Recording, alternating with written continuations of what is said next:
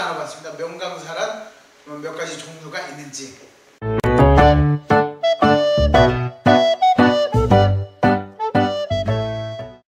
모델은 뭐냐? 모델형은 자기가 본보기가 돼주는 사람이야. 나는 이런 컨셉을 전달하고자 하는, 나는 이런 모델이야.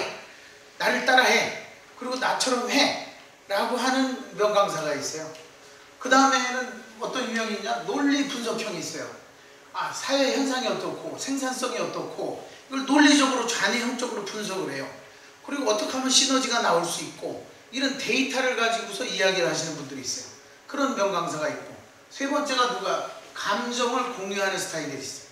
감정 공유형은 뭐냐면 내가 경험한 바, 슬퍼했던 바, 좌절했던 바 이런 것들을 같이 이야기하면서 울고 웃고 하는 명강사들이죠. 대표적인 건 조금 더 보여드릴게요. 또 하나의 그 명강사는 뭐냐면 공감을 유도하고 공감을 이끌어내는 명강사가 있어요. 감정 공유형은 뭐냐면 자기가 살아온 얘기들을 중심으로 해요. 근데 공감 유도형은 뭐냐면 약간 철학적이면서 이상론적인 것을 공감하면서 이끌어가는, 강의 들을 때는 막 굉장히 또 공감하는데 나중에 가만히 있어 뭘 들었지? 하는 경우도 있어요. 저런 스타일은. 근데 논리 분석형은 뭐예요? 갖다 써먹을 게 많아. 굉장히 적용할 게 많아요. 근데 이제 상식 사례형, 이건 뭐야? 누구나 알 수 있는 이야기야. 그걸 가지고서 이야기해요. 그러면서 사례를 들어가면서 얘기해요. 예를 들어 논리 분석형은 뭐다? 디지털적인 커뮤니케이션을 한다면, 상식 사례형은 뭐야? 아날로그 커뮤니케이션적인 어프로치를 하죠. 대표적인 분들을 한번 보면 그냥 올라가지 않습니다. 그러니까 얘는 재판하고는 아무런 관계가 없는 겁니다. 그 양반이 타면 그저 부장검사라는 이름 하나 때문에 그렇게 권력을 치르는 겁니다. 어떤 것들은 경찰에 가서 열마 그리고 한 몇 번 집하고 집에 보내는 겁니다.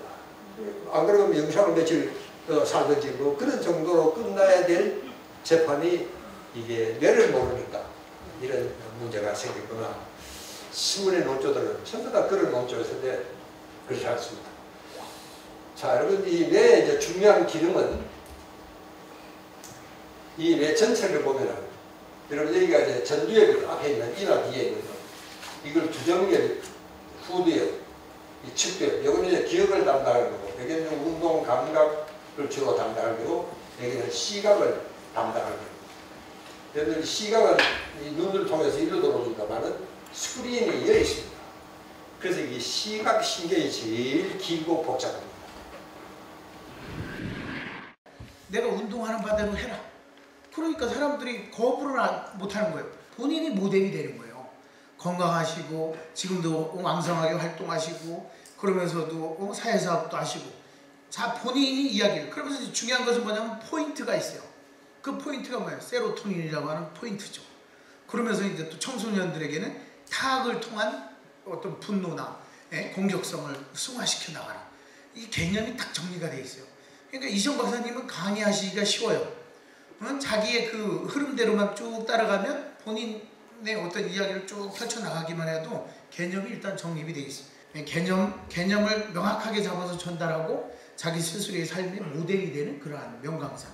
다음이 이제 누구냐면 윤홍기 박사님은 원래 고대 심리학을 했고 연대에서 경영학을 하고 인하대에서 이제 다시 교육학에서 했지만 경영학분에 박사학위를 받으셨는데, 원래 이분 같은 경우에는 분석적인 분이에요. 굉장히 머리가 좋고 아주 기억력도 좋고 또 공부를 여러 가지를 많이 해가지고 막 섞어서 강의를 많이 해요. 그래서 섞어서 강의를 하는데 이분이 결론은 뭐 어떻게 됐냐면 협업에 대해서 이제 마지막에 인생의 필이 꽂힌 거예요. 그러니까 협업 시너지 상생, 이건 원래는 이제 그 분석적으로 뭘 했어요? 시테크를 했죠. 시테크를 해가지고 이분이 이 강의를 해서 엄청나게 이제 반응도 좋았고 기업체 교육도 많이 하고 거기에서 자리를 잡기 시작합니다. 그러면서 심리경영연구소라고 하는 심리학과 경영을 교묘하게 결합해가지고 연구소 자체가 심리경영연구소를 해가지고 거기에 심리학의 경영을 처음으로 접목하신 분이에요. 수직적 위계사회가 수평적 사회로 완전히 전환이 됐어요. 인류 문명은 수직적 사회로부터 수평적 사회로 바뀔 것이다. 더 설명할 것도 없어요. 이미 다 바뀌었어요. 인텔이라는 말을 많이 썼잖아요. 이게 어느 수준으로 인텔리전스가 맞느냐? 무슨 얘기하면 분노 폭발하는가? 아무리 지식이 탁월하고 정보가 많은 사람이라도 그 사람 바로 설득 못 시킵니다. 소통을 하려면 마음으로 소통을 해야 돼요. 힐링이라는 말이 한국사에 언제 나타났어요? 이게 힐링이라는 말을 아주 광범위하게 이게 확 퍼졌는지는 제가 볼 때는 한 10년 정도. 그 이유는 뭐냐? 힐링, 마음의 치유. 마음고생하는 사람이 많아지니까. 자, 그래서 여러분이 잘 보시면 육체노동, 정신노동, 감성노동인데 마음 아픈 사람들이 늘어나고 심리학이 왜 뜨느냐? 여기 최 박사님 계시지만 심리학이 바로 뭐냐면 인간의 마음과 행동을 연구하는 학문이기 때문에 뜨는 거예요, 지금. 이렇게 박사님은 분석을 해요. 여하튼 원인 분석을 해요. 근데 장점이 뭐냐면 실천적인 것을 제시를 해요. 그렇기 때문에 많은 그 회사나 아니면 정부기관, 지방자치단체에서 문제를 해결하고자 할 때 이런 분들을 초청을 해요. 그래서 진단도 해달라요. 그리고 해결책을 제시해달라. 근데 이시영 박사님은 그게 아니죠. 그 방법을 제시하고 그러기보다는 본인이 가지고 있는 것을 전도하는, 전파하는 그런 분이에요. 근데 유릉기 박사님은 그게 아니고 분석해서 같이 해결을 모색해 나가는, 찾아가는 그런 스타일이죠. 그러면서도 얘를 또 시의적절하게 하면서 또 하나의 장점이 뭐예요? 개념을 명확하게 착 정리를 해줍니다. 예를 들어서 무한 경쟁, 별것도 아닌 단어지만 거기에서 뭔가가 있음직하게 보이고 차별화를 시도하죠.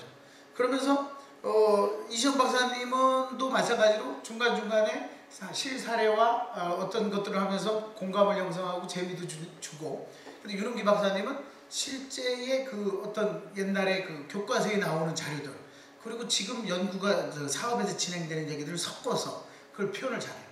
그러니까 뭐 1세대, 2세대, 3세대, 그리고 4세대는 뭐냐, 이것을 서로 추측하게끔 하죠.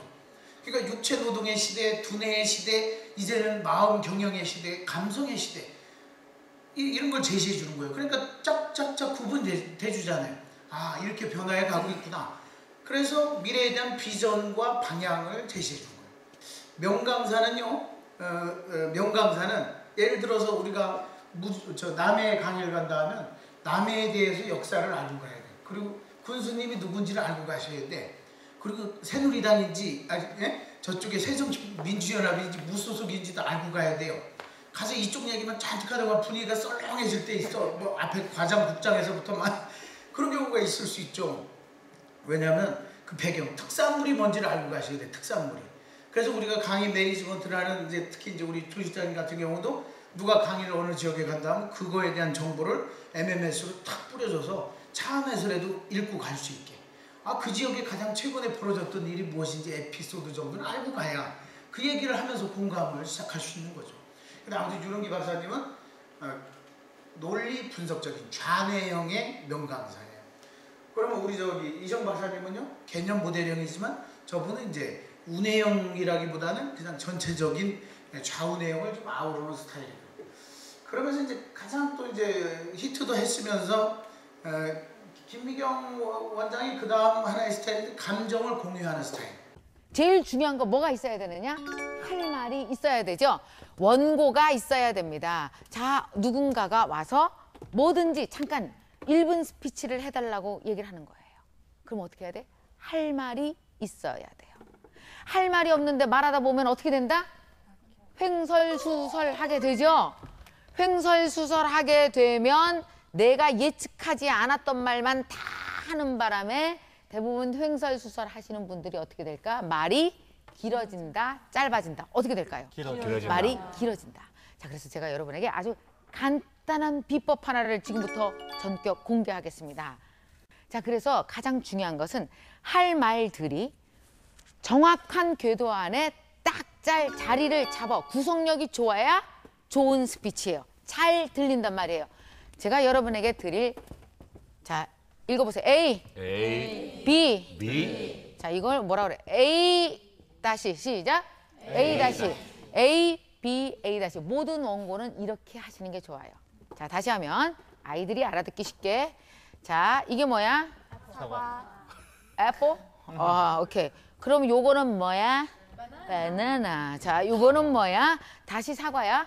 사과, 바나나, 사과. 뭐냐면요, 사과 이야기를 시작했으면 꼭 바나나 이야기를 하라고요. 사과 비슷한 얘기 하지 말고 여기는 과일은 과일 종류인데 뭔가 색다른 이야기를 한번 가운데서 한 다음에 다시 무슨 얘기예요? 다시 사과 얘기로 꼭 돌아가서 끝내야지. 바나나로 갔다가 배로 갔다가 복숭아 갔다가 야자 갔다가 그러면 어떻게 돼요? 이분은 어떻게 돼요? 돌아오지 못할 길을 떠난 거죠. 그죠? 계속 횡설수설 저 멀리 가셨어. 대부분 멀리 가신 분일수록 말이 길어지고 말이 길어질수록 돌아올 곳을 못 찾죠. 너무 멀리 떠나가신겨. 그럼 돌아올 때 꼭 어떻게 해요? 어떤 분들은 순진하게 근데 내가 무슨 얘기하다 일로 왔죠? 이렇게 물어보는 분들은 좀 나아요. 어떤 분들은 승질 부리잖아. 어쨌거나 그러면서 막 승질을 부려. 왜 남한테 승질을 부리고 난리야 어쨌거나는. 이러는 분들이 있단 말이에요. 그래서 제가 지금부터 보여드리겠으니까 한번 보세요. 자, 예를 들어서 제가 동창회를 갔습니다. 그때 어떻게 하면 좋을까? 예를 들어드리겠습니다. 저요. 하지 말아야 될 거 뭐라 그랬어요? 시작. 아까 가르쳐드렸는데 절대로 하면 안 되는 말. 시작. 만나서 반갑습니다. 요거 빼고 얘기하라 그랬죠? 요거 너무 상투적이잖아요. 오늘 벌써 세월 많이 지났죠, 우리가?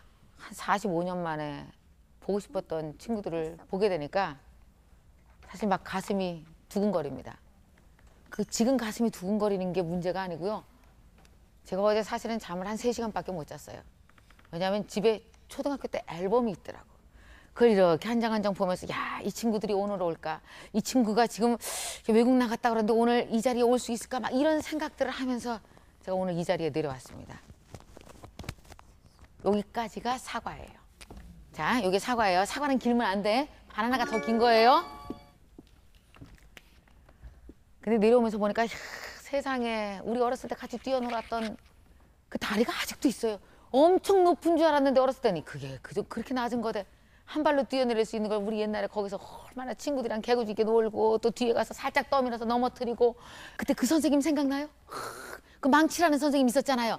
이러면서 왜 막 웃음이 나올 수밖에 없는 거. 왜 웃음은 사람이 언제 웃게요? 여러분 사람이 언제 웃는지 아세요? 개그에서 웃는 게 아니고요. 스피치 할 때 웃는 이유는 내가 겪었던 일을 똑같이 얘기하세요. 어쩌면 이렇게 우리 집이랑 똑같아. 어쩌면 이렇게 나랑 똑같아. 그래서 웃는 거란 말이죠. 공감할 때 웃는단 말이에요. 이런 이야기들을 막 B 부분에서 한참 하는 거예요. 이때는 다 뭐예요? 이야기거리죠. 그죠? 이야기거리를 쏟아내는 거죠. 하나, 둘, 셋, 넷 실컷 했잖아요. 여기에 흥분해서 박수를 받으면 특히 이렇게 흥분 잘 하시는 분들한테는 함부로 강의할 때 박수 치면 안 돼요. 스피치 할 때. 박수 받는 즉시 딴 데로 넘어가시는 분 있어요. 너무 흥분하신 나머지 박수 그래서 말이지 동창회비 이런 거 내야 될 거 아니야. 왜 동창회비를 안 내냐고 막 이러면서 엄한 얘기로 넘어가고 그 친구 어떻게 됐냐고 물어보고 이러면 안 된단 말이에요. 자, B 부분에서 한참 재밌는 이야기 하셨잖아요. 그러면 다시 어떻게 한다? A로 돌아가야 돼요. 자, A에서 제가 무슨 얘기 했어요? 내가 사과 부분에서 어떤 얘기 했어요? 뭐라고 그랬어요? 이 친구도 올까? 이 친구도 올까? 그래서 내가 잠을 3시간밖에 못 잤다 그랬죠? 앨범 보면서 너무 궁금해서 그 얘기했어. 기억나요? 네. 자, 그대로 흉내내라. 한참 신나는 얘기를 하고 나서. 자, 그런데 저는 오늘 서울에 올라가면요. 오늘도 별로 잠을 못 잘 것 같습니다. 왜냐? 제가 어제 앨범에서 봤던 친구가 3명이나 없어요.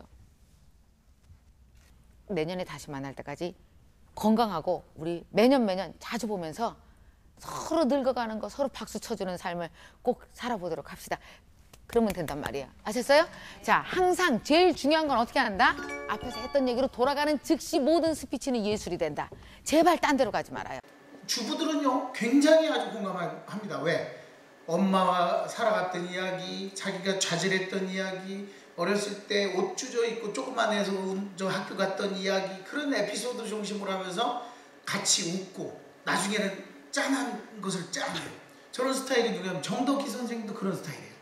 감정을 공유하려고 그래요. 그걸 우리 심리학에서 뭐라면 스트레스 쉐어 신드롬이라고 그래요. 스트레스를 공유한 증후군. 너도 그런 게 있었어? 나도 그래. 그리고 집안에 또 한 사람 또 안 돌아가신 분 어디 있어? 그 얘기를 또 그냥 너무나 찬란하게 하다 너무나 슬프게 하면서 이 감정을 높낮이를 고저와 장단을 맞춰가면서 강의를 해요. 그러니까 이시영 박사님은 잔잔하게 하면서 재미난 에피소드 같은 걸 하면서 한번 이렇게 웃기고 넘어간다면 우리 김미경 강사 같은 경우는 함께 배를 타고 간다라는 느낌으로다가 강의를 하는 거죠. 요즘에 뭐 5살 유치원 엄마들, 뭐 유치원 선생님들 놓고 강의하잖아요. 아주 뒤집어져요. 제가 보기에도 10년 전에 그 강의와 지금의 강의는 달라졌어요. 저는 애를 이렇게 키우라 저렇게 키우라, 그리고 아침마당에서 임성훈의 테마토크에서 실제 상담하면서 생방송 상담을 하면서 아침에 그 상담을 할 때 과감했죠. 그렇게 결혼 생활하면 안 됩니다. 이렇게 해야 돼. 근데 막상 제가 결혼 생활 살다 보니까 이건 이런 문제가 아니에요. 해결할 문제가 아니에요. 우리 6살짜리가 삐지면 아빠 집에 나가라는 걸 왜? 네? 아빠 가 그래. 근데 이제 6살짜리가 아빠가 나가면 너가 손해볼 텐데, 누가 장난감을 사주고 누가 너에게 소보로빵을 사다 주고, 오늘 대전 갔다 오면서 소보로빵 사다 줬는데, 너 장난감 엄마하고 식구들이 다 하는 거 아빠가 돈 벌어오는 거잖아. 그랬더니 고민하더니, 그럼 오늘은 나가지 말고 한번 생각을 해보자. 네? 이런 얘기들을 제가 이제 어디서 듣겠어요. 우리 어머니 같은 경우는 아주 그냥 돈이 필요하시면요 어떻게 얘기하시냐면 세게 얘기하신다고. 3천만 원만 해도. 갑자기 3천만 원이 어디 있어요. 근데 저희 어머니는 3천만 원이 필요한 게 아니라 300만 원이 필요하십니다. 3천부터 지르시는 거예요. 근데 너무나 재밌어요. 이게 도어인도 페이스 테크닉이에요. 문간에 머리 들이밀기 기법이라고 해요. 설득의 심리학이 나오는 거예요. 우리 어머니 노를 할 때 그냥 하시잖아요. 우리 큰아들 43세 제가 결혼하고 우리 큰아들을 임신 6개월 만에 결혼해서 4개월 만에 아들을 턱하니 손주를 안기니 얼마나 기분 좋으셔. 둘째 아들이 힘드신 거예요, 키우기가. 근데 키워주기가 힘들다 소리 못하니까 큰아들을 탁 밥상을 탁 따로 차렸고 밥 먹고 한 숟가락 떠주고 행주로 입을 딱 닦아버려. 큰아들은. 그러니까 우리 집사람이 보더니 깜짝 놀라는 거죠. 어머니 좀 보라고, 어머니 좀 보라고. 그러고서 충청도 사투리로 애를 놓고, 너 말도 이제 해야 돼. 충청도 사투리로 젓가락을 뭐라고? 저붐이라고 그러잖아. 애를 놓고서 그냥 말 따라해. 저붐 하니까 그러니까 따라할 거 아니에요. 저붐. 우리 집사람이 저한테 귀속말로, 둘째는요 우리가 그냥 키운다 그랬어요. 노할 필요가 없어. 그러니까 이런 에피소드들을 그냥 가져오는 게 김미경 선생님의 특징이에요. 이게. 안녕하십니까. 반갑습니다. 제 강의는 두 가지 방식으로 진행될 수가 있습니다. 첫 번째 방식은 아주 진지하고 엄숙한 방식으로 진행이 됩니다. 두 번째 방식은 재밌고 신나고 알차고 막얘기질입니다. 어느 쪽을 원하십니까? 이 방향을 확실하게 잡아주셔야 제가 그쪽으로 달려갈 수 있습니다. 두 번째를 원하십니까? 네. 원래 그렇게 가도록 돼 있었습니다. 제일 밑에 있는 사람을 자르면 위에 있는 두 사람은 확실하게 삽니다. 안 자르면 셋 다 확실하게 죽습니다. 이렇게 신신당부를 드렸는데도 또 시나리오를 바꾸는 분들이 나오십니다. 칼을 밑으로 준다. 안 됩니다. 반드시 직접 자를 거냐 말 거냐를 결정하셔야 됩니다. 자, 우리도 저 상황에 들어갔다라고 가정하고 잠깐만 토론해봐도 괜찮으실까요? 객석과 관객과 호흡하는 능력이 뛰어나요. 전달하는 능력보다는 호흡하는 능력이 뛰어나요. 여기는 그런 게 안 나왔지만 수시로 관객들이 박수를 칩니다. 나중에 중독성 박수를 쳐요. 잠깐 포즈가 취해주면 가만히 박수 쳐야 되는 단계가 싶어 박수를 쳐요. 우리가 강의 열정적으로 한다고 박수가 많이 나오는 건 아니에요. 또 사람들은 박수를 치다 보니까 이 강의가 명강의로 착각을 해. 명강의 착각이에요. 무슨 얘기인지 아시죠? 윌리엄 제임스라고 하는 심리학자가 뭐라고 해? 울기 때문에 슬프고 웃기 때문에 행복하고 박수치기 때문에 감동이 있다는 거 아니에요? 그러니까 박수가 있다는, 박수를 유도해내는 능력이 뛰어나요. 그러면서 뭔가를 전달하고자 하는 메시지가 있는데 그걸 파악하는 것은 뭐 사람마다 조금씩 차이가 있겠죠. 그 다음에 유형이 이제 뭐냐면, 우리 지금 유형이 제가 여기 등장을 합니다. 참 명강사에 제가 저를 끼워넣는 건 정말 쑥스러운 일이지만, 제가 저를 분석할 때 상식 살아형의 명강사다. 이것은 뭐냐면 나이브하다, 나이브. 살아있는 라이브가 아니라 나이브, 순수하다. 그러니까 어떤 순진한 아니면 상식적인 그러한 명강사라는 거죠. 우리 심리학의 나이브 사이콜로지스트 하면 상식의 심리학이라는, 상식 심리학자라는 표현이 있어요. 순수한 심리학자죠. 그러면서 사례를 들어가면서 하는 거예요, 저는. 그러다 보니까 뭐 어디를 갖다 놔도 그냥 사례를 그쪽에 맞춰서만 조금씩 바꾸면 그냥 어프로치가 되고, 그러다 보니까 뭐 다양한 강의의 폭을 가지고 있죠.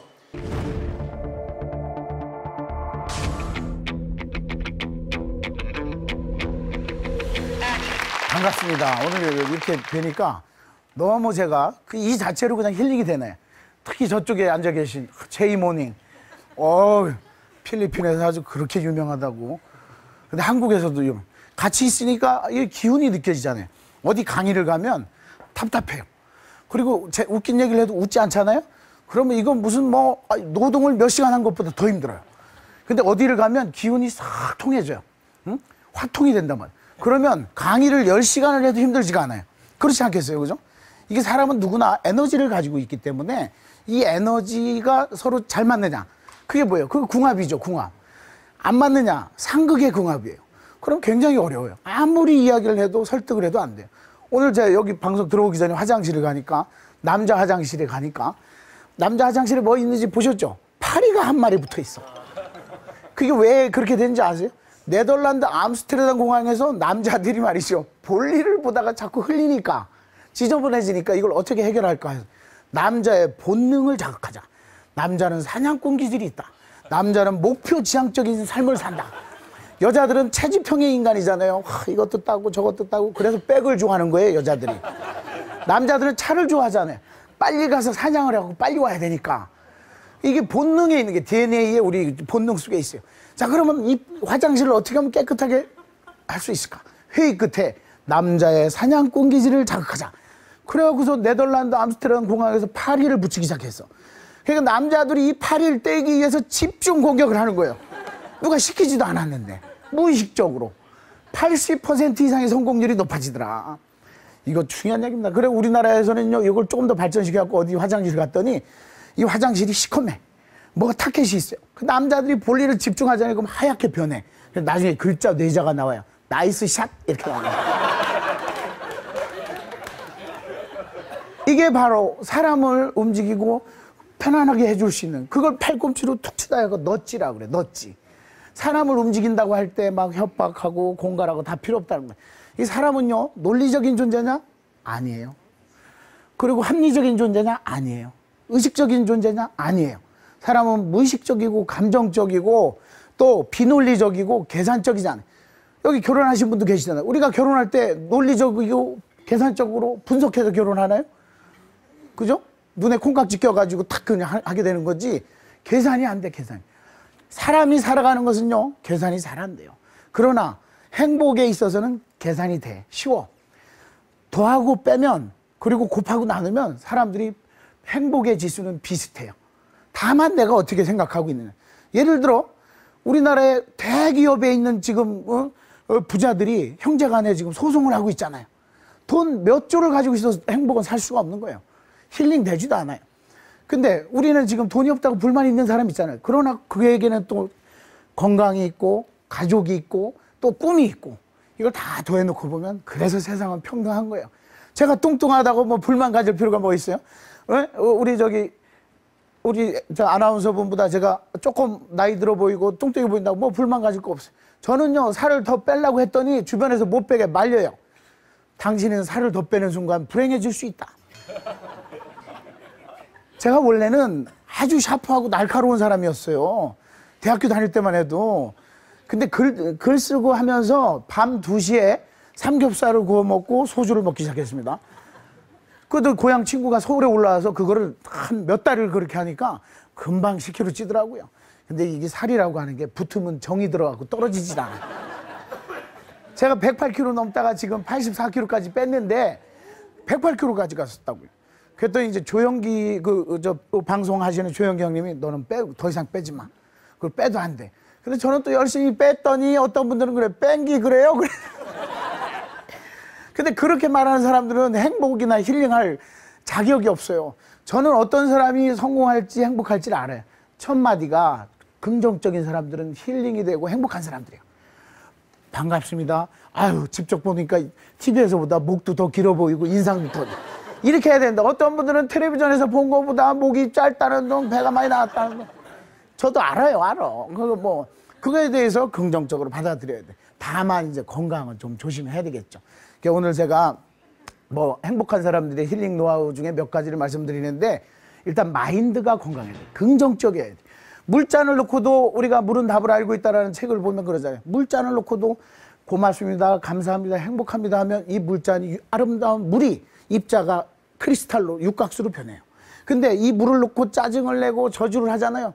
부정적으로 생각하잖아요. 그럼 물이 사진을 찍어도 희끄무리하게 밖에 안 돼요. 저주, 분노, 시쳇말로 싸가지 없다 이렇게 하면 물이 삐져요. 근데 우리 몸의 80%, 태어날 때 85%, 건강할 때 70%가 물이잖아요. 우리 몸도 그걸 느낀다는 거죠. 인간관계에서도 거울신경세포라는 게 있어서 상대방이 말을 하지 않아도 그것을 파악해내는 거울, 미러, 뉴런이라는 게 있다는 거죠. 아무튼 제가 뭐 여러 군데 특강을 많이 했는데, 뭐 아침마당에서도 몇 번 하고, 어제도 여유만만에서도 뭐 제가 거의 특집으로 해가지고 이제 했는데, 중요한 것은 시작하면서 저는 무엇을 하죠? 아군을 만들잖아요. 저쪽 그룹 애들을 내 편으로 만들어야겠다. 뭐 아주 추켜 세워주고 띄워주고 하면서 아군을 만들. 그리고 생활 속의 에피소드를 가져와서 이야기를 하려고 하죠. 물론 저 뒤에 뭐 플라톤의 행복론 얘기도 있고 행복한 사람들의 에피소드 이야기가 굉장히 많지만, 여하튼 저는 일상생활 속에서 가져오는 에피소드를 가지고 공감을 하고 거기에서 심리학적인 뭔가를 조금 던져주는 정도에서 이제 강의를 이끌어가는데, 물론 학교 강의하고는 다르죠. 그러니까 대중 강연은 좀 쉬워야 되고 눈높이를 맞춰야 되는데, 그렇다고 쉽게만 가면 안 됩니다. 절대로. 때로는 사람들이 모를 만한 이야기를 해줘야 돼요. 예를 들어 플라세보 효과 많은 분들이, 우리나라 분들이 알고 계세요. 가짜약 효과 이렇게 하면 그건 누구나 아는 얘기예요. 근데 저는 뭔 얘기를 하나 더 해주자면 노시보 효과에 대해서 얘기해요. 노시보 효과 들어보셨나요? 노시보 효과는 잘 몰라. 플라시보 효과는 뭐예요? 가짜약이라도 내가 그렇게 믿고 먹으면 약발이 받는 현상, 과학적인 현상이에요. 노시보 효과는 뭐예요? 아무리 좋은 약이라도 내가 그것을 믿지 않으면 약발이 받지 않는 과학적인 현상이에요. 이런 걸 던져줘야 돼. 플라시보 효과에서만 머물면 그냥 아마추어예요. 노시보 효과는 사람들이 몰라요? 그럼 모르는 것에 대해서 한 가지 정도 던져주자. 제가 라디오나 그런 걸 뭐 많이 할 때 라디오도 뭐 일주일에 12개, 15개만 한 적이 있는데, 이봉원 씨가 그러는 거예요. 최 박사는 가만히 얘기하고 있으면 그냥 연예인 코미디언 같대. 예? 근데 어느 날인가 갑자기 한마디씩 툭툭 던지는 얘기들이 있어요. 전문 용어를 제가 써.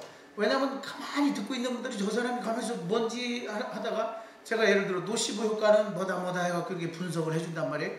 오늘 같은 경우도 이제 방송을 하면서 그러는 거죠. 신통방통을 하는데, 지금 전부 다 해갖고 세월호 참사 이후에 지금 연안 여객선, 유람선에 대한 관리가 안 됩니다.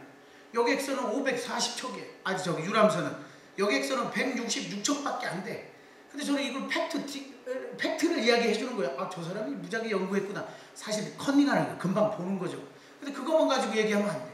이런 정책이 바로 오스트리치 정책이라는 거다 말이죠. 이게 뭐냐? 타조 대가리 정책이다. 타조가 말이죠. 도망가다가 위험에 빠지면 모래구덩이에다 머리만 박고 있다는 거예요. 그리고 자기는 숨었다라고 생각해요. 우리가 세월호 사건이 나니까 166척의 여객선에만 관심을 가졌지, 그 더 큰 유람선 540척에는 관심을 갖지 않았다. 이 정책이 바로 타조 대가리 정책, 일명 닭대가리 정책 아니냐. 잘못되지 않았냐. 그러니까. 그리고 원고에도 없어. 원고에도. 그러니까 김강일 의원이 끝나고 나니까, 최 박사는 연구를 너무 많이 하는 거 아니에요? 연구는 무슨 연구? 평소에 이제 많이 이제 보고 준비했다가 툭툭. 그러니까 심리학자로서 제가 방송에서 필요한 거지. 누구나 똑같은 얘기를 하면 제가 필요할 이유가 없잖아요. 그죠? 오늘 같은 경우도 뭐 김현 의원에 대해서도 쭉 이야기를 하지만, 평범한 얘기를 하면, 저는 현장에 가요. 실제로 가서 술을 먹고 똑같은 코스를 걸어가고 거기 탐문을 해요. 그래 보니까 형사기동대차가 먼저 왔다는 거예요. 편의점 후배가 얘기하는데, 그리고 코를 다 띄웠는데 너무 싸가지고 안 갔다는 거예요. 그 이모 씨가 싸지만 와서 기다리다 저 사건이 난 거예요. 그러면 앵커들은 지금 가서 진짜 거기를 갔으면, 진짜 가서 우리 저 후배가 그 막걸리집 하고 편의점을 하고 있으니 거기 가서 먹는 거예요. 뭔가를 조금은 달라지게 이야기하거나 경험한 바를 이야기해줘야 사람들이 그러려니 하지. 심리학적으로 어쩌고. 김현 의원이 그걸 심리학적으로 분석하면 뭐 할 거예요. 그죠? 그러니까 여하튼 저 같은 경우의 스타일은 어렵게 접근하는 건 아니고 조금 평범한, 그러면서도 남들은 특히 어려운 얘기를 조금 섞는다는 거. 명강사의 조건, 디테일하게 뭐 좀 사례를 들어가면서 제가 뭐 좀 말씀을 드려볼까 합니다. 명강사는 아이드마 법칙을 항상 염두에 두셔야 돼요. 아이드마 법칙. 이게 왜 제가 이렇게 정리하냐면 전달을 쉽게 하기 위해서 이렇게 정리를 하는 겁니다. 아이드마 법칙 따라해 보세요. 아이드마 법칙. 아이드마 법칙. 명강사는 따라하게 자꾸 해야 돼요. 그래야 사람들이 또 진짜 그래요. 자꾸 반복하게 질문하면 답변 자꾸 어렵잖아요. 그럼 따라하게끔 하는 거야. 명강사는 조건은 그래서 어느 때는 뭐 아브라카다브라 이게 무슨 뜻인지 아시냐 그러면 물어보고 따라하세요. 아브라카다브라는 나는 말한 대로 이루어진다의 뜻이잖아요. 그래서 아브라카다브라. 그리고 아브라카다브라가 그런 뜻이다. 그러면 아브라카다브라가 우리 현실에서 이루어지는 것은 무엇일까? 뭐 이런 것들에 대해서 한번 이야기를 해보고, 저는 그래요. 어디 가면 조금 이따 하겠지만 나는 잔해형인지 운해형인지 팔짱도 끼게 해보고 다리도 꼬게 해보고 자꾸 따라하게. 왜? 졸릴 때 그렇게 하면서 잠을 깨워주는 거예요. 아무리 강의를 잘해도 아침 새벽에 할 때나 아니면 오후에 점심 먹고 할 때 피곤할 때 있잖아요. 그럼 액션을 만들게 해줘요. 자, 우리 팔짱을 껴보세요. 팔짱을 껴보면 어떤 분은 오른팔이 위로 올라가고 어떤 분은 왼팔이 위로 올라가요. 깍지를 껴보세요. 깍지를. 그럼 어떤 분은 오른쪽 엄지손가락이 위로 올라가고 어떤 분은 왼쪽 엄지손가락이 위로 올라가요. 눈도 그래요. 눈도. 어떤 분들은 오른쪽 눈이 주시인 경우가 있고 어떤 분은 왼쪽 눈이 주시해요. 다리를 끄고 할 때도 오른 다리가 올라가는 분이 있고 왼 다리가 올라가요. 왜 그럴까요? 우리 운에는 신체 왼쪽을 담당해요. 그러니까 왼쪽이 주로 올라가고 왼팔이 주로 올라가는 분들은 주로 운해형일 가능성이 높다. 자, 운해형 손 들어보세요. 운해형 손 들어보게 하는 거예요. 손 들어보세요. 자, 그럼 왼쪽이 주로 올라가시는 분들, 오른쪽이 주로 올라가시는 분들은 뭐예요? 좌뇌형일 가능성이 높다. 자, 그럼 좌뇌형 손 들어보세요. 좌뇌형. 이거 안 된 분들은 뭐예요? 둘 중에 하나예요. 양뇌가 다 발달한 전뇌형이거나 미분화된 미분화형이거나. 근데 또 무슨 얘기인지 모르는 사람들이 꼭 있죠. 꼭 있어. 그럼 사람들이 거기서 웃는 거예요. 거기서 반응을 보여요. 그럼 좌뇌형은 뭐다? 여기에 대해서 이제 풀어가는 거죠. 그러면 분위기가 조금 내가 가는 대로 안 가? 그럼 분위기를 전환해야 돼. 그럴 때는 이렇게 액션을 함께 해줄 수 있는 것들을 찾아내셔야 돼. 어떤 분들은 이제 거기에서 뭐 박수를 유도하는 분들도 있고, 어떤 분들은 이시영 박사님 같은 경우 일어나서 한번 나를 한번 따라해보자 해가지고 막 그 뒤꿈치 돌고 한번 자리에서 막 뛰게도 하고, 이시영 박사님 그렇게 강의를 하시는 거거든요. 왜? 가만히 밥 먹고 앉아서 강의 듣고 있다 보면 졸릴 수가 있잖아요. 근데 졸리면 사람들이 어떻게 평가해요? 저 사람 강의는 재미없다라고 생각을 해요. 그리고 감동이 없다라고 생각해요. 그러면 아무리 준비를 잘했어도 말짱 도루묵이 되는 거예요. 그걸 깨우치기 위해서는 액션을 만들어줘야 돼요. 액션. 그리고 또 외우기 쉽게 정리를 해줘야 돼요. 그래야 가서 써먹어. 최 박사가 강의를 하는데 이런 얘기를 하더라. 이런 얘기, 무슨 얘기? 명강사의 조건을 아이드마 법칙에 딱 표현하더라. 첫 번째, 어텐션을 끌어야 된다. 어텐션. 주의 집중을 끌어야죠. 그죠? 어떤 분들은 그래, 5분 안에 관객을 사로잡지 못하면 그 강의는 망치기 십상이다. 그러죠? 그건 아마추어들의 얘기예요. 프로는 5분 안에 못 끌어도 10분 안에도 끌 수 있고, 마지막에도 끌어낼 수가 있고, 마지막에 기립박수도 유대낼 수 있는 거예요. 자, 이렇게 8 곱하기 7 곱하기 이렇게 곱하면 값이 얼마일까요? 그 다음에 1부터 곱하면 얼마일까요?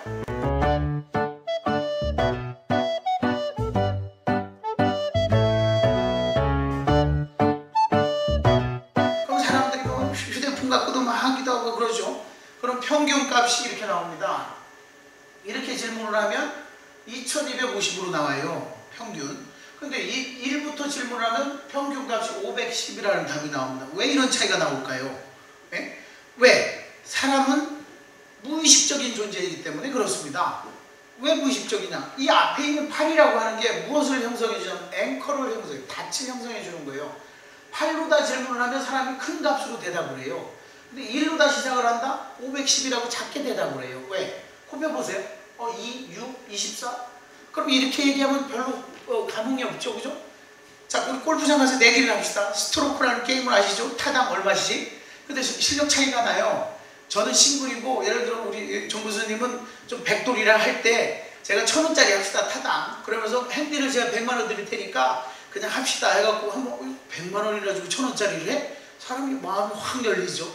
대신에 1번으로는 1,000원짜리, 2번으로는 2,000원짜리 이렇게 합시다. 그럼 사람들이 보통 10,000원짜리, 20,000원짜리 하는데 그러냐고? 괜찮아 보여요. 타당 2,000원, 4,000원 해봤자 얼마 안 돼. 100만 원이면 충분히 할 것 같아. 그러면 마지막 18월이 가면 어떻게 될까요? 타당 1억 3천만 원 정도가 됩니다. 타당 게임이. 자, 이것은 뭐예요? 1,000원이 무엇을 형성했다? 앵커를 형성했기 때문에 그렇습니다. 앵커. 자, 그럼 여기서도 좀 설득이 잘 안 돼요? 자, 우리가 이게 조직으로 옵니다. 조직으로 왔을 때 어떻게 되느냐? 케네디 대통령의 에피소드를 얘기해 줘야 돼요. 피그스만 상륙작전을 벌입니다. 케네디 대통령이 쿠바를 침공해요. 쿠바를 침공하는데 제가 쓴 책이 있어요. 창의적 리더는 짜장면을 먼저 시키지 않는다는 책이 있어요. 그럼 사람들이 그럼 창의적 리더는 짬뽕을 먼저 시켜요? 볶음밥을 시켜요? 들어보세요. 케네디 대통령이 결론을 앵커링을 내리고서 회의를 합니다. 쿠바를 침공합니다. 근데 직접 지상군이나 정규군을 투입을 못하니까 게릴라를 양성해서 1,200명을 투입을 해요. 피그스만으로 상륙을 하라. 뭐 문제가 있으면 에스캄브레이 산맥으로 후퇴를 하라. 우리가 다 구해주겠다. 그리고 지원해주겠다. 근데 피그스만에 상륙하자마자 그냥 엄청난 공격을 받는데 후퇴를 해야 되잖아요. 그 에스캄브레이 산맥으로. 그 사이에 늪이 펼쳐져 있어. 사람들이 다 거기 빠지거나 거기 빠져서 죽거나 총 맞아 죽어요. 잡히거나. 엄청난 사고가 벌어진 거예요. 나중에 심리학자가 그 사건을 분석을 했는데 바로 앵커링 이펙트가 나타난다. 즉 케네디 대통령이 결론을 내리고 회의를 했기 때문에 문제점을 찾아내지 못했다. 결론을 내려놨어. 앞에다가. 후손들에게 환경 파괴에 그것을 유물로 다 남겨준다는 결론을 내려놓고 설문조사를 하니까 결론이 어떻게 돼요? 부정적으로 나죠. 반대. 그걸 가지고 저 충남에서는 그때 어떻게 발표를 하냐면 우리 충남은 금강개발을 반대하는 여론이 많습니다. 라는 걸 실제로 이제 발표를 합니다. 실제로. 이것이 바로 무엇이다? 앵커링 이펙트다. 앵커링. 단내리기 효과다. 저는 이걸 왜 말씀드리냐면 사람들이란 합리적인 존재가 아니다. 아까도 제가 특강에서도 얘기하지만 무의식적인 존재다. 이것에 의해서 편파를 일으키더라. 편파를.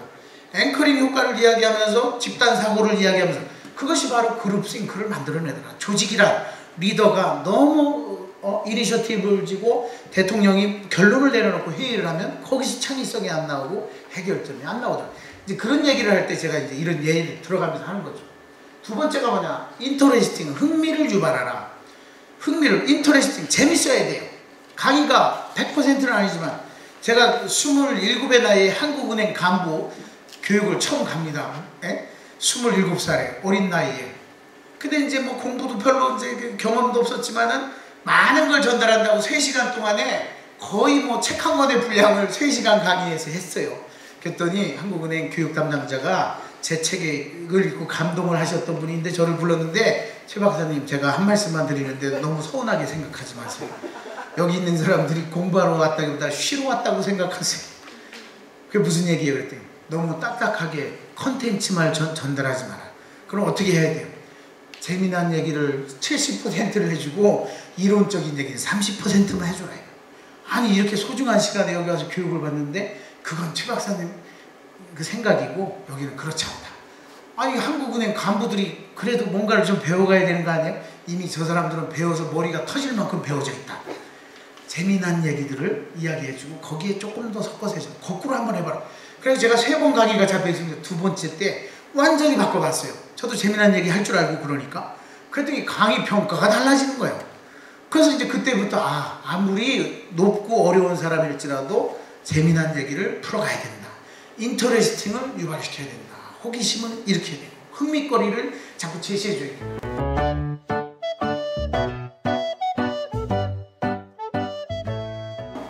뭔가 좀 재미난 에피소드, 재미난 사례 같은 걸 들어가 주자.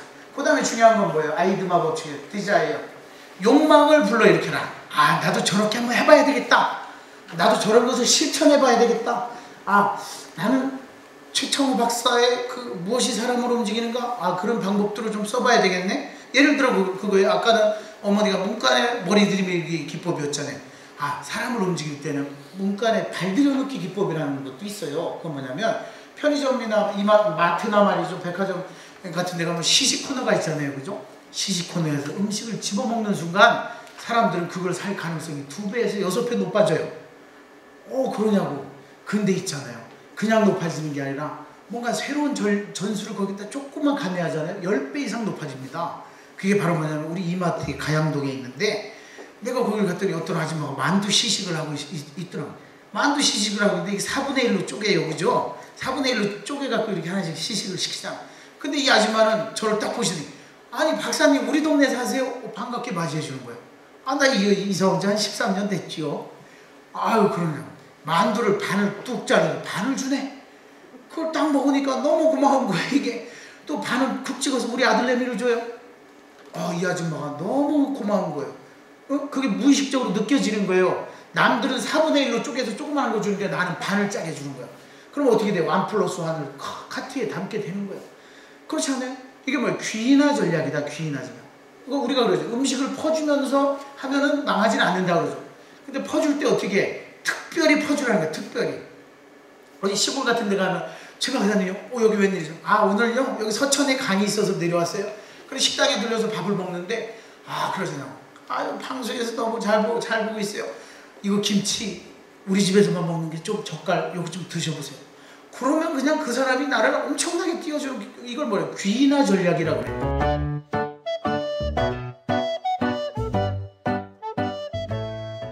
성공하는 사람들에게는 행복한 사람들에게는 2가지가 있습니다. 뭐가 있을까요? 그렇기 때문에 태몽이 좋아야 됩니다. 태몽이 좋아야 됩니다. 왜? 사랑과 할머니와 엄마가 똑같은 우리가 호숫가에서 안개가 뿌연데 뭔가 꿈틀거리면서 올라가는데 뭐를 딱 떨어지는데 받았는데 그게 여의주야. 그 여의주를 딱 받아서 너를 잉태했는데 너는 정말 세상에 큰 사람이 될 거야 라고 키운 자식과 안개수 뿌연 거기서 뭐가 꿈틀거리고 올라가는데 딱 받아보니까 미꾸라지라서 추어탕 해먹었어. 그리고서 네가 나왔어. 추어탕과 여의주는 세상이 달라지는 거예요. 성공하는 사람들은 태몽이 좋습니다. 2번째, 성공하는 사람들은 이름이 좋습니다. 성명학적으로도 이름이 좋아야 된다. 실제적으로 그러면 뭐가 이름이 좋아야 되느냐? 캘리포니아 대학에서 연구를 했습니다. 사례를 들어줘야 돼. 캘리포니아 대학에서 무엇을 연구했느냐? 미국 사람들에게 이름과 생명과의 동사무소 가서 죽은 사람들의 이름을 찾아가지고 몇 살에 죽었는지를 분석을 해봤더니 에이스, 좋다, 1등이다. 에이스란 얘기 좋죠. 조이, 즐겁다, 행복하다, 기쁘다, 조이. 이런 이름을 가진 사람들, 허구, 사랑한다, 껴안다, 보듬다. 이런 이름을 약자를 가진 사람들은 남자들 같은 경우 평균 4년을 더 오래 살더라는 거예요. 근데 피그, 돼지 새끼, 범, 불황자, 무슨 노숙자 이런 이름을 가진 사람들은 평균 3년을 덜 살더라 이거예요.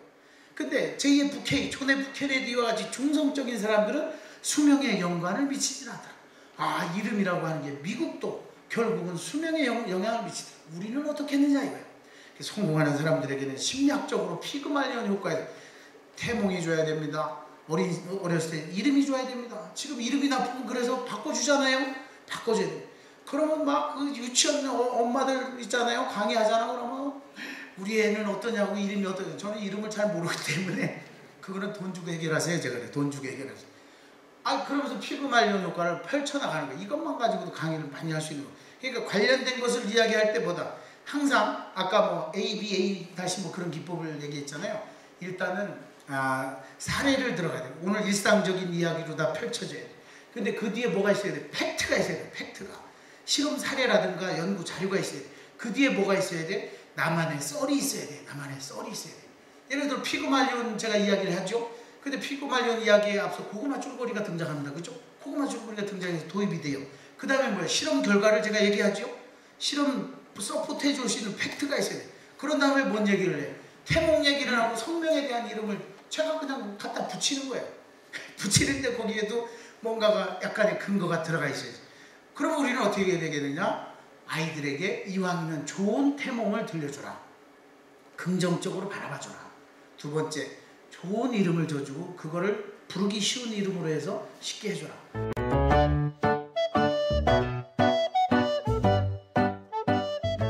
가장 중요한 게 뭐예요? 메모리, 기억을 시켜줘야 된다. 아이드마에서 가장 중요한. 그래서 메모를 못했어요. 녹화를 못했어. 그럼 어떻게 돼? 현장에 돌아가면 뭔가 있긴 있었는데 무엇을 어떻게 하는지 뭐가 없어요. 메모리를 시켜줘야 돼. 가서 써먹을 수 있는 걸 만들어줘야 돼. 그래서 저는 그러죠. 무엇이 사람을 움직이는가에서도 그렇고 모든 요즘에 우리가 사회생활에서 성공하는 사람들의 요소를 제가 5가지를 정리를 했습니다. 이것이 바로 세일즈의 법칙이라는 겁니다. 자, 세일즈의 법칙의 S는 뭐냐? 스마일, 미소가 있어야 됩니다. 우리 박대희 씨 미소가 좋고 아름답잖아요. 아주 큰 장점을 가지고 있는 거다. 유머 감각이 있어야 된다. 그럼 유머 감각은 뭐예요? 웃길 줄 모르면 웃어줄 줄 아는 사람이 돼줘야 된다. 그래야 가짜 웃음도 건강에도 좋은 거고. 그러면 가장 좋은 건 내가 웃긴 얘기를 할 줄 알아야 될 거 아니에요. 그럼 억지로 웃긴 얘기를 만들어낼 수가 없어. 그죠? 그러면 다른 사람들이 했던 것 중에 나한테 딱 맞는 얘기들이 있어요. 사람은요 이런 특성이 있어요. 보복을 당하면, 아니 무시를 당하거나 아니면 누군가가 나를 공격하면 반드시 보복을 합니다. 보복을 해요. 예를 들어 빅마마 이혜정 선생님 방송하는 분 아시죠? 그럼 안다고 그래요. 그 빅마마 이혜정 선생님은 남편이 잔소리하고 막 짜증나게 하면 밥을 차려줄 때 고추, 청양고추를 내면서 농약을 씻지 않고 그냥 내놓습니다. 그걸 씹어먹는 남편을 보면서 너무나 행복하다는 거예요. 사람은 이렇게 보복을 합니다. 사람만 그런 줄 알아서 개미도 보복을 합니다. 개미가 4마리가 소풍을 가는데 코끼리가 지나가면서 이 개미 한 마리를 밟아 죽였어요. 개미 3마리가 작정을 합니다. 보복하기로. 그리고 개미 한 마리가 코끼리의 목에 올라탑니다. 또 한 마리는 등에 올라타요. 또 한 마리는 꼬리에 올라탑니다. 그래놓고 이 코끼리에게 보복을 시작합니다. 목에 올라탄 개미가 이런 말을 하죠. 이놈의 코끼리 나쁜 새끼 목 졸라 죽여버리겠어. 그랬더니 등 위에 올라탄 개미가 그럽니다. 아니야, 이건 찍어 눌러 죽여야 돼. 그랬더니 뒤에 꼬리에 있는 개미가 그럽니다. 야, 일단 끌고 가자. 개미들도 이렇게 보복을 합니다. 근데 사람은 어떻게 했어요? 자존심을 다치게 하지 마세요. 자존심을 다치게 하지 마세요. 존중해 주세요. 칭찬해 주세요. 그걸로 다 몰고 가는데 이런 유머를 만들어요.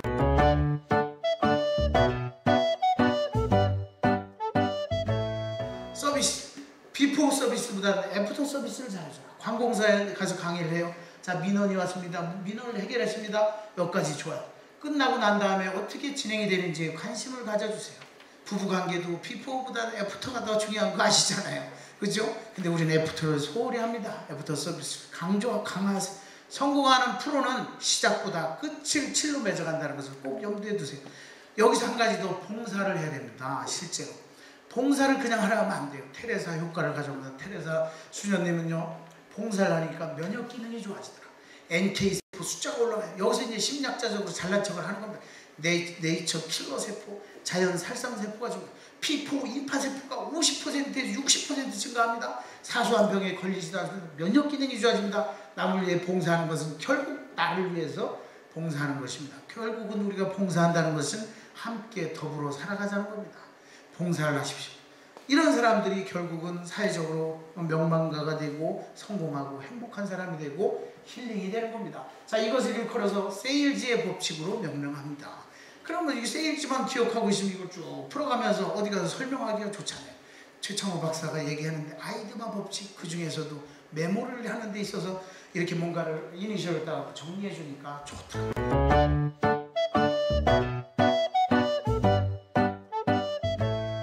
그러면 우리가 행복하고 사람을 움직이기 위해서, 힐링하기 위해서 무엇을 해줘야 된다? 암시가 중요합니다. 암시가 중요합니다. 암시가 왜 중요하냐? 바람 필 것 같은 사람은 반드시 핀다 이거예요. 뒤통수 칠 것 같은 사람은 반드시 핀다 이거예요. 제가 아까 방송에서 얘기했더니 사람의 뇌 속에는 거울 신경 세포가 있어요. 타인의 감정을 읽어내는 미러 뉴런이 있습니다. 그렇기 때문에 우리는 긍정적인 에너지를 주고 암시를 해야 됩니다. 또 뭐예요? 나르시즘을 자극시켜줘라. 사람을 움직일 때 실천 방안을 제시해줘요. 이게 무슨 얘기냐?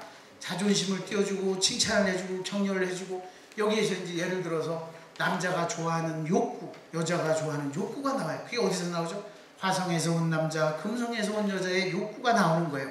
남자들은 이런 얘기를 좋아합니다. 왜? 이런 얘기를 통해서 나르시즘이라 표현도 하지만 이걸 높여주는 거예요.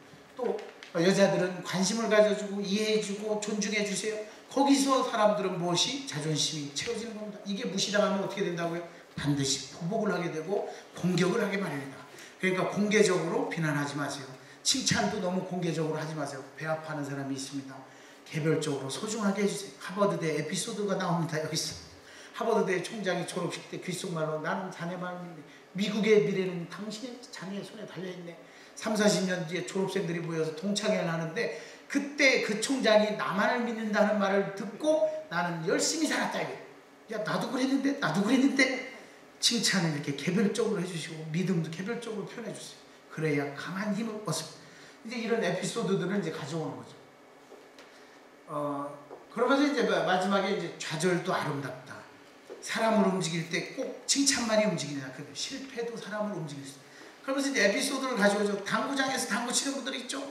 당구 친 사람들이 큐대를 제일 안 나요. 예? 왜 그러냐면 연습하고 복귀하느라고 안 나요. 이건 좌절이에요. 좌절.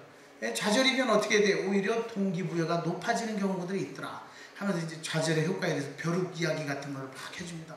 벼룩이 결국은 점프를 많이 하다가 여기서 좌절하면서 거기 학습이 돼버리면 학습 때 무기력에 빠지더라. 그러면서 이제 심리학 실험 이야기를 쭉 합니다. 예를 들어 그거예요. 강아지를요 가둬놓고 전기 쇼크를 주면 어떡할까요? 깨갱깨갱하고 도망가려고 그러겠죠? 전기 쇼크를 계속 주면 어떻게 돼요? 가만히 있습니다. 이 강아지를 옮겨요. 다른 데로 셔틀박스로 옮겨서 전기 쇼크를 줍니다. 근데 조금만 노력하면 도망갈 수 있어요.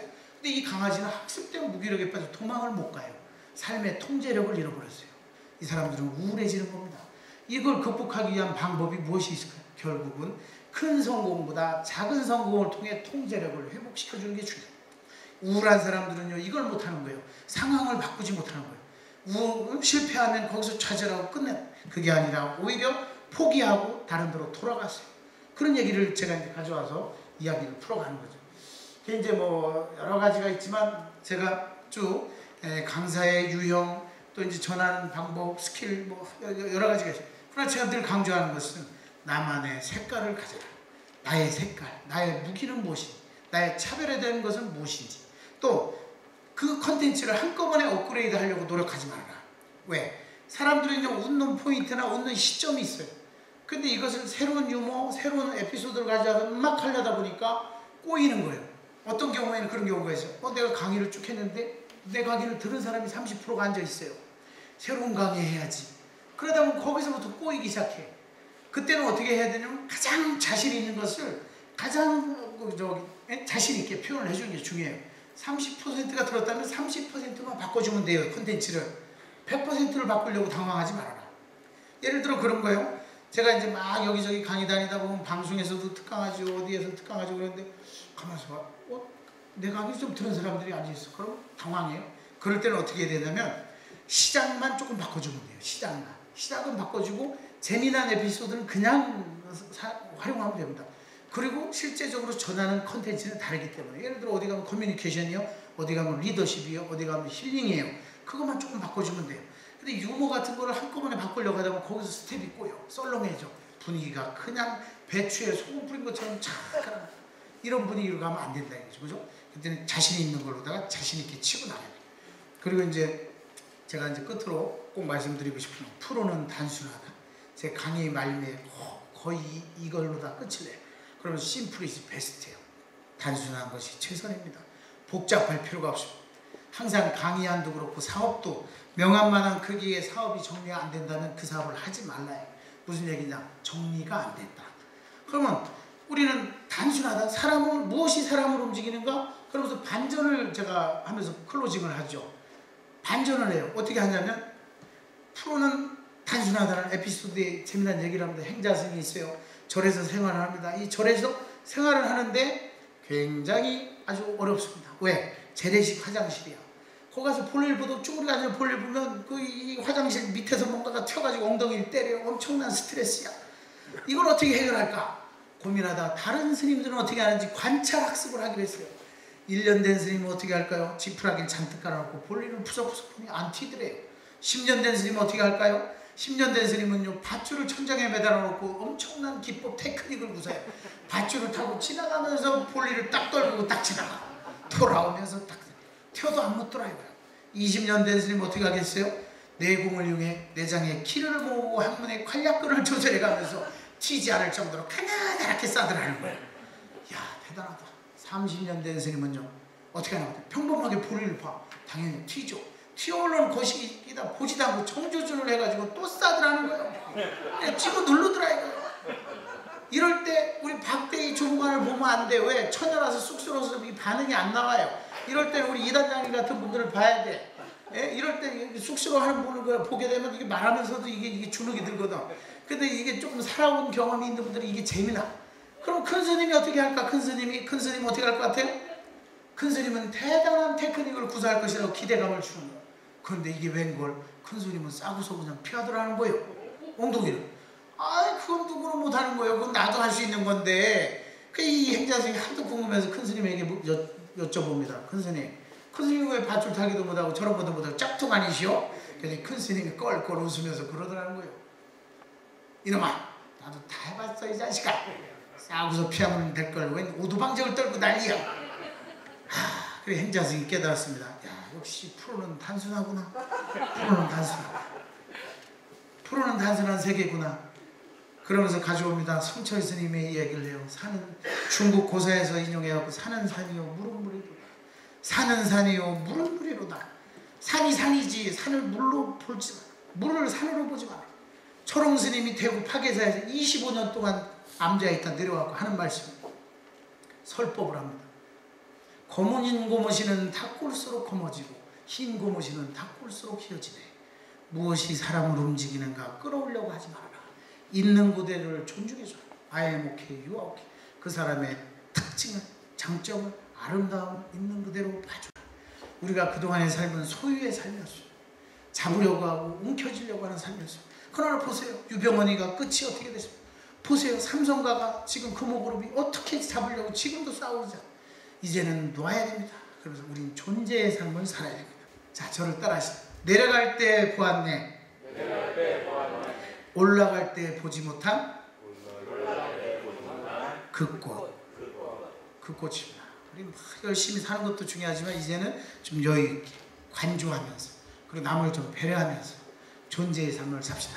오늘 정말 감사합니다. 수고하셨습니다.